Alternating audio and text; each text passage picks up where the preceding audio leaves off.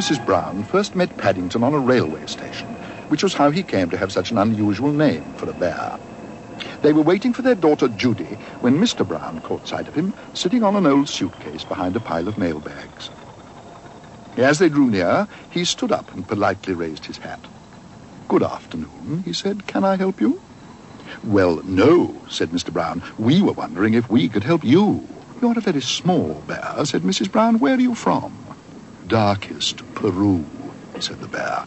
"I'm not really supposed to be here at all. I'm a stowaway. I came all the way in a lifeboat, and I ate marmalade. Bears like marmalade. I used to live with my Aunt Lucy, but she had to go into a home for retired bears, so I emigrated." "Oh."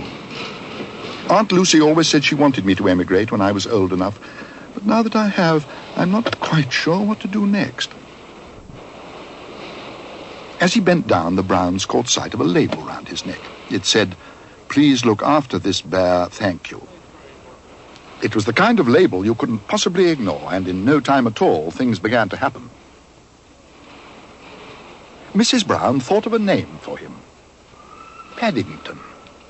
And while she went off to look for Judy, Mr. Brown was put in charge of ordering some refreshments. Paddington. Paddington. "Come along, Paddington," said Mr. Brown. "I expect you're hungry after your long journey."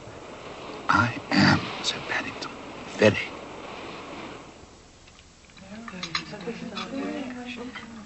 Paddington had never been taken out to tea before, and he was very excited. "I don't suppose there are many bears who've been inside a buffet, Mr. Brown," he exclaimed. No, said Mr. Brown. Especially one with buns.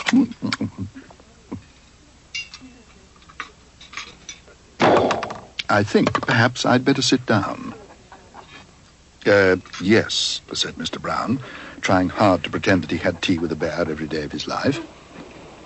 "Hello, Mrs. Brown," called Paddington as he caught sight of the others. "Don't go away. We're in here."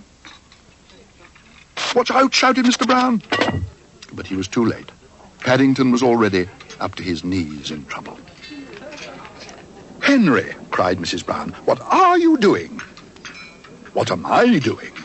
Look at him. He's all covered in jam and cream. I've never seen such a mess. I don't know what the manageress will say." "Or the taxi driver," said Judy. "Taxi driver?" "Judy's right," said Mrs. Brown. "We can't leave him here, not in his present state." "Don't worry, Mrs. Brown," called Paddington. "I'll clear up the mess. Bears are good at clearing up messes."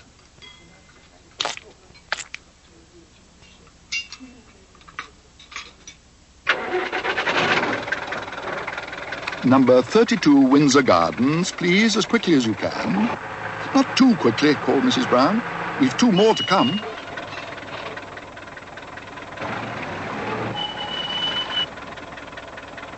"Is that one of them?" asked the driver. "He's covered in white stuff." "It's only cream," said Judy. "I dare say," said the driver. "But bears is 6pence extra. Sticky bears is 9pence. 9pence extra," exclaimed Paddington hotly. He directed a hard stare at the driver. He seemed to go a funny shade of pink. "Gosh," said Judy, "how did you learn to do that?" "My Aunt Lucy taught me," said Paddington. "She said it might come in useful one day." "Mary," said Mr. Brown, "are you sure we're doing the right thing?" "That," said Mrs. Brown, "remains to be seen. I've never had a bear about the house before, but I have a feeling things may never be quite the same again."